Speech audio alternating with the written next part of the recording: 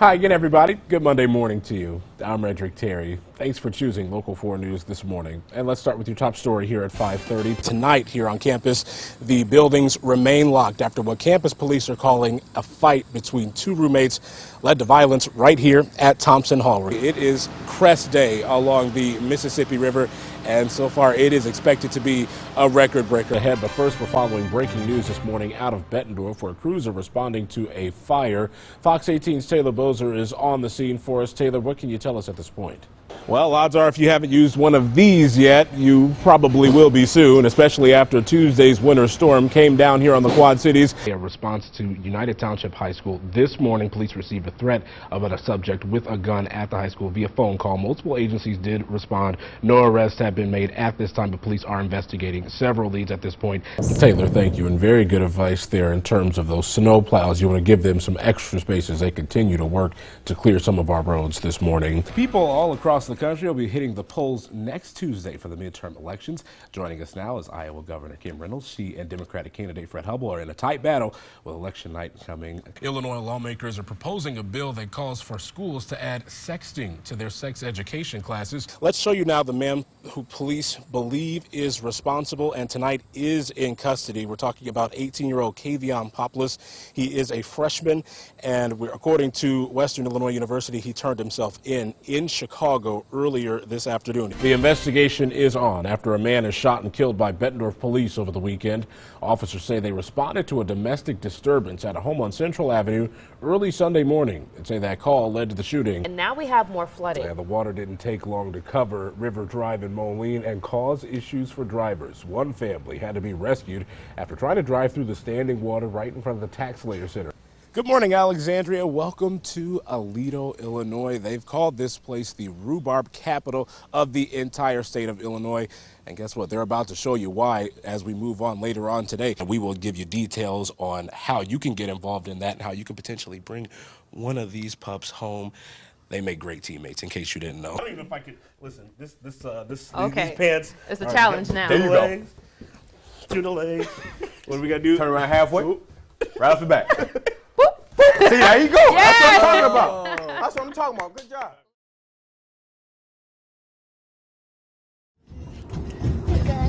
Good, Charlie. It's one of the first great joys of life, a child getting their first dog. Because he was licking the hands. He's going down. For Tracy Harper and her 12-year-old daughter Grace, that joy became a reality on November 27, 2020, the day they brought home Charlie. He was really cute. I don't know, there was just something about him that was really sweet. After just a few days, the Harpers noticed Charlie starting to change. He started to act really lethargic. Where he would really love treats and he wasn't taking them. And I pretty much knew something was up when he wasn't taking the treats. Time that the Harpers hoped would be spent taking walks and playing with their brand new puppy turned into daily trips to the animal hospital. Charlie was diagnosed with parvovirus, a very contagious sickness that Dr. Scott Sandeman at Glen Rhodes Vet Clinic in Bettendorf says can be fatal. The doctor says symptoms could take 3 to 7 days to show up, and vaccines have slowed its impact.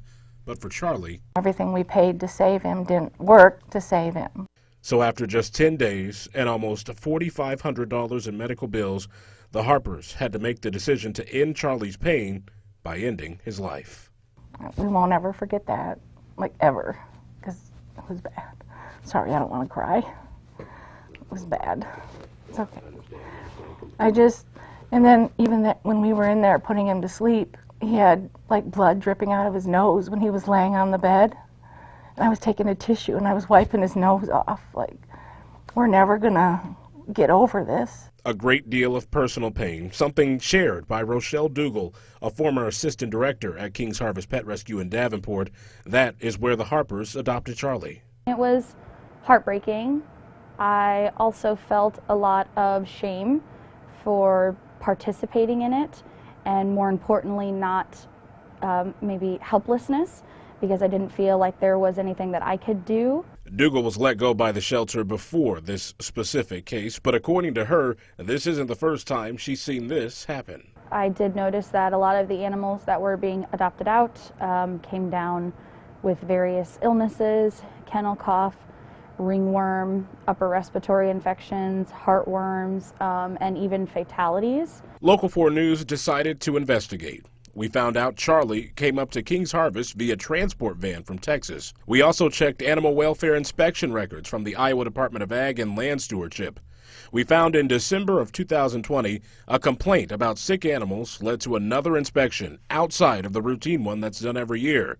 The report lists several code violations, including failure to maintain adequate records, failure to maintain programs of disease control and prevention, and failure to place animals infected with contagious diseases into isolation facilities.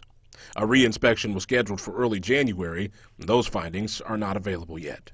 We reached out to King's Harvest Pet Rescue. They did not want to go on camera, but did send a written response. It says in part, the litter of dogs were vet checked on November 23rd and were up to date on age-appropriate vaccines. They say the dogs were in a foster home in Texas for 3 weeks, which they felt was a long enough quarantine.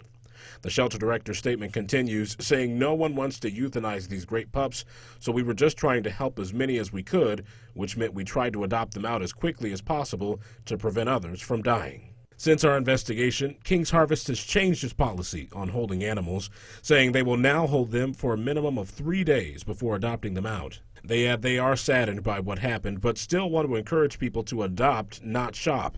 They say rescue dogs are less expensive and do come fully vetted.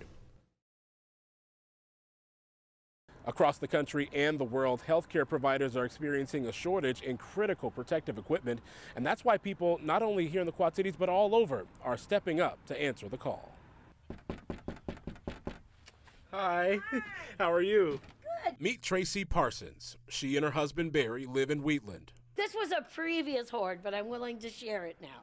She says after seeing the need for equipment like masks in the Quad Cities, she knew she had to help. I'm really glad to give them to a cause that will be of such good use. I mean, they'll immediately go to use to people who need them, wherever they need them. Parsons is a former seamstress. She also says she was recently diagnosed with cancer, so this donation means more to her.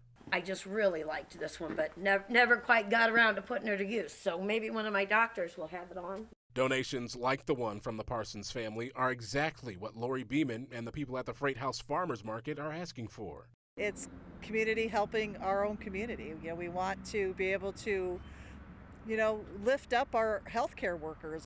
And as Sean Taylor from Community Healthcare says, that global need for equipment is not lost on healthcare workers in our area. We don't know when we're going to reach the apex of this whole situation. So being able to look and know we have supplies waiting in the wings is huge. And that's where the people of the Quad Cities step in, as they do so often, helping out whenever they can, however they can. So if everybody can just give the little bit they can, it's going to be better for everyone involved. In Davenport, Redrick Terry, Local 4 News.